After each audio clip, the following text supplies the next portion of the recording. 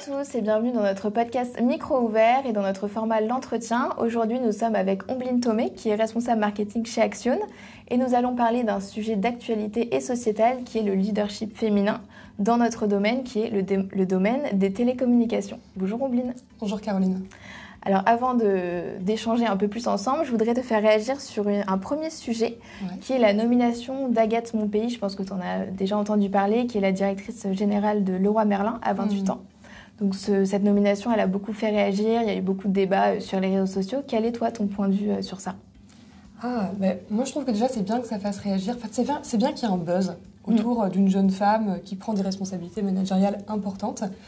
Donc tout ça, moi je trouve ça plutôt positif et notamment parce que ça casse un peu les préjugés qu'on peut avoir sur quel est le standard du management, des hautes responsabilités qui sont occupées dans l'entreprise. Quelle est la norme, à quel moment on est la prise de conscience qu'il n'y a pas de norme en fait. Donc aujourd'hui, vous l'avez compris, le thème c'est le leadership féminin dans le domaine des télécommunications. Donc Ombline, responsable marketing chez Action. Tu es issue du domaine des télécommunications depuis un certain moment, on reviendra après sur ton parcours. Qu'est-ce que tu peux nous dire sur ce leadership féminin dans notre domaine ? Déjà, moi j'ai du mal avec la notion de leadership féminin. En fait, je considère qu'il existe des leaderships féminins, mais qu'il n'y a pas un leadership féminin. Je trouverais ça dommage en fait, de mettre toutes les femmes dans la même boîte et de dire parce qu'on est une femme, on a une méthode de leadership particulière. Il y a autant de leadership que de personnalités féminines comme masculines. Et finalement, en fait, moi je suis presque plus sensible à la question de la représentativité en fait, des femmes dans le management et donc qui occupent des fonctions qui mènent notamment à mettre en visibilité leur leadership. Et je trouve que là-dessus, dans les télécoms, on n'est pas encore complètement au rendez-vous. Il y a encore du progrès. Il y a encore du progrès à faire. J'ai un chiffre en tête. Je crois que c'est plus globalement dans le numérique. Je crois qu'on a entre 20 et 25% de femmes qui occupent des postes en fait, dans le numérique. Donc je trouve que le chiffre veut tout dire. Par contre, si vraiment je pense plutôt représentativité de la femme, il y a plein de signaux très positifs dans les télécoms. Il y a du progrès quand même s'il y a des choses à encore... c'est ça. Il y a des évolutions. Il y a quelques figures féminines, je trouve, qui montrent qu'on va dans le bon sens. Par exemple, j'ai en tête à l'ARCEP, c'est notre autorité de régulation dans les télécoms, on a une présidente à la tête de l'ARCEP. J'ai en tête aussi dans les grands opérateurs nationaux qui sont connus du grand public au sein du groupe Orange, j'ai une directrice générale. Il y a une jeune femme de 31 ans qui a été élue au sein de la maison mère de Free, directrice générale adjointe ou quelque chose comme ça. Et puis, même si je regarde chez Action, je ne vais pas faire le tour de toutes les femmes chez Action qui occupent un poste à responsabilité, mais récemment, on a une directrice régionale qui vient d'être nommée au sein des 5 régions Action, donc c'est un signal très positif. Et même notre actionnaire, on a une directrice générale aussi chez Vauban Infrastructure Partners. Donc plein de signaux positifs pour, on va dire, montrer aux femmes que, des postes à responsabilité sont évidemment accessibles, et y compris dans les télécoms. C'est vrai qu'au-delà des chiffres et des dominations, on a aussi notre expérience personnelle. Ouais. Est-ce que toi, il y a une anecdote que tu as vécue et où tu peux avoir un enseignement avec cette anecdote-là ? Je dirais qu'en fait, j'ai réalisé l'autre jour que il y a un an, en fait, pour la première fois de mon expérience professionnelle, avec l'arrivée d'une nouvelle directrice qui s'appelle Marie Lamoureux au sein de la BU Infra chez Action, en fait, c'était la première fois que j'avais une femme dans ma hiérarchie. La première fois que des hommes. Exactement. Donc évidemment, il y a plein de figures féminines chez Action, mais en fait, ça n'avait jamais été dans ma hiérarchie directe. Et est-ce que toi, tu as senti un changement, du coup, dans l'approche du management Je dirais que comme à chaque fois que j'ai eu un changement de management, effectivement, il y a eu un changement. Évidemment. Donc après, est-ce que je peux le caractériser différemment que l'arrivée d'un homme ? J'aurais un petit peu du mal à te répondre. Est-ce que tu peux nous parler de ton parcours et ce qui est... déjà, me présenter ton poste, qu'est-ce que tu fais chez Action, et me parler de ton parcours, qu'est-ce qui t'a mené à être aujourd'hui à ce poste chez Action. Alors, donc moi, j'ai fêté il n'y a pas très longtemps mes 10 ans groupe Bouygues. Donc en fait, j'ai commencé chez Action en tant que stagiaire à l'époque. J'ai fait 2 stages, un en agence et un pour le service marketing. À la base, je viens d'une formation d'ingénieur télécom.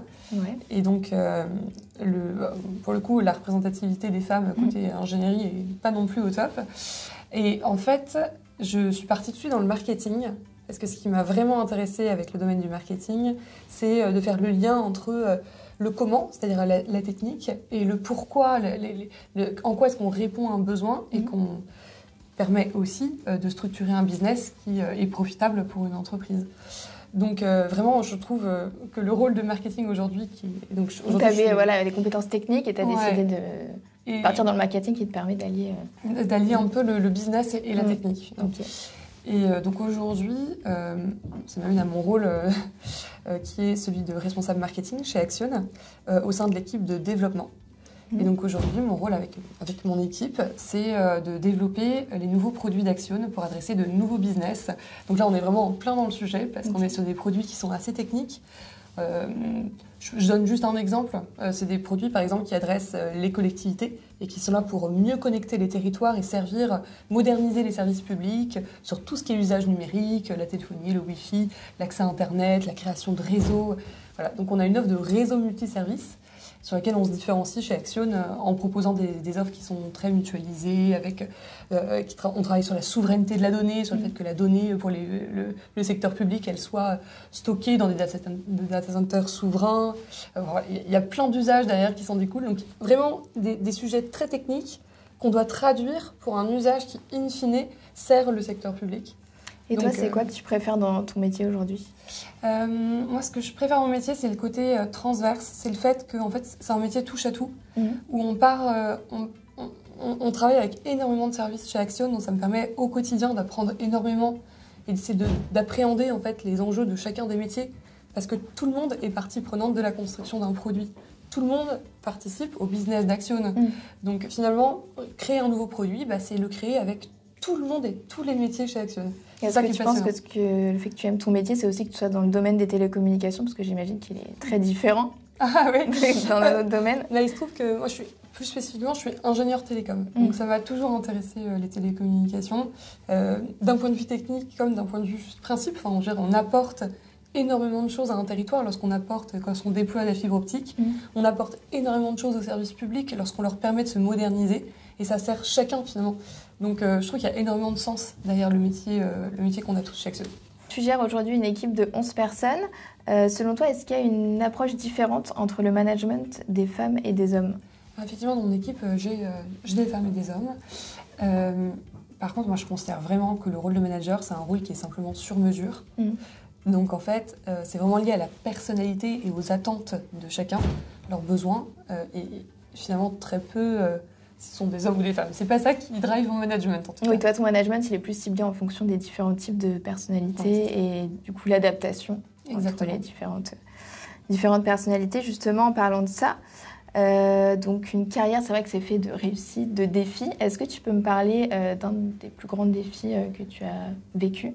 Alors, je dirais que, finalement, mes plus grands défis, ça va peut-être sembler contradictoire, mais finalement, c'est de saisir les opportunités d'évolution. Quand je suis revenue chez Action, parce que j'étais chez Bouygues Energies & Services pendant un temps, j'ai dû relever le challenge du management. Et donc c'est toujours un challenge de se faire confiance pour faire tester quelque chose de nouveau qu'on n'a jamais fait. Là récemment, j'ai pris la responsabilité du marketing produits et solutions. Et c'était aussi un challenge en fait de redécouvrir des business que je maîtrisais pas jusqu'à présent. Donc oui, je dirais que mes plus grands défis, c'est d'accepter qu'on me fasse confiance et de me faire confiance à moi-même. Et est-ce que tu as un conseil justement sur le fait d'avoir confiance en toi ? Est-ce qu'il y a quelque chose que tu appliques ? Je ne sais pas si j'ai un super conseil, mais en fait, je dirais qu'une carrière professionnelle, c'est rempli d'opportunités. Et en fait, le fait de savoir les saisir, ça dépend que de soi. Et donc, il ne faut pas se mettre soi-même des barrières qui n'existent pas, qui sont virtuelles. Et il y a un cliché qui dit que les femmes ne saisissent pas les opportunités. Se mettent plus facilement, on voit plus les barrières que l'opportunité. Et je pense que si ce cliché est véridique et se vérifie, alors c'est peut-être là-dessus qu'il faut travailler en tant que femme. Et du coup, ta plus grande réussite, quelle est-elle ? Et ma plus grande réussite, alors moi j'ai plein de choses dont je suis très très fière, même des réussites purement managériales, le fait de voir des personnes s'épanouir dans mon équipe. Après, si je parle d'un point de vue plus projet et technique, je dirais, moi il y a un sujet qui me tient à cœur, c'est l'expérience client. C'est une thématique qui est transverse en fait à toute activité marketing. Et j'ai vraiment structuré une équipe d'expérience client chez Action. J'ai essayé de travailler avec cette équipe autour de la digitalisation de l'expérience client.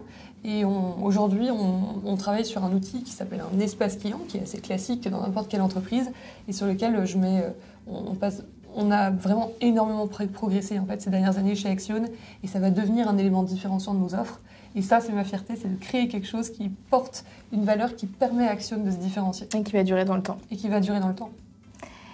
Et si on regarde en arrière dans ta carrière, si on peut dire, est-ce qu'il y a une leçon que tu peux retenir, que tu aimerais nous partager? Moi, je dirais que c'est une leçon peut-être autour du management, parce que finalement, le leadership, il est très lié au management. Et d'ailleurs, le leader, il peut aussi ne pas être lié au management. Il y a des oui, est-ce qu'il y a du leadership aussi sans management? Exactement. N'importe qui dans une entreprise peut faire preuve de leadership. Sans avoir forcément une équipe, sans faire exactement, de management. Exactement. Et c'est important en fait d'en prendre conscience, parce que même des profils d'experts portent une forme de leadership et permettent aux équipes, peuvent embarquer une équipe. Même sans responsabilité managériale. Donc moi, ce que je dirais, ce que je retiens de mon expérience, c'est que l'authenticité dans la relation aux autres, encore une fois, qu'elle soit managériale ou pas, inspire le leadership. Parce qu'en fait, le leadership, pour moi, c'est inspirer. C'est inspirer, c'est embarquer les autres. C'est sous une forme de management ou pas. Et donc, si on est authentique, si on ne se met pas de barrières, de principes dans la manière dont on retranscrit ce qu'on veut, ce qu'on aime et ce qu'on souhaite faire aux autres, eh bien, en fait, c'est une manière d'inspirer. Et pour moi, l'authenticité, c'est une brique importante dans le leadership. Bien, merci beaucoup, Ombline. Merci à toi. C'était un très chouette échange. Et avant de clôturer cette interview, je voudrais te poser une dernière question. Est-ce que toi, tu peux à ton tour poser une question au prochain invité qui sera dans ce podcast le mois prochain? On va lancer un petit sondage. Est-ce que ce prochain invité a déjà eu une femme dans son management?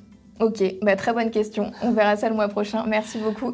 Et merci à tous pour votre écoute. On se retrouve donc le mois prochain pour un prochain épisode. Et si vous avez aimé l'épisode du jour, n'hésitez pas à vous abonner sur toutes les plateformes de streaming. Merci beaucoup.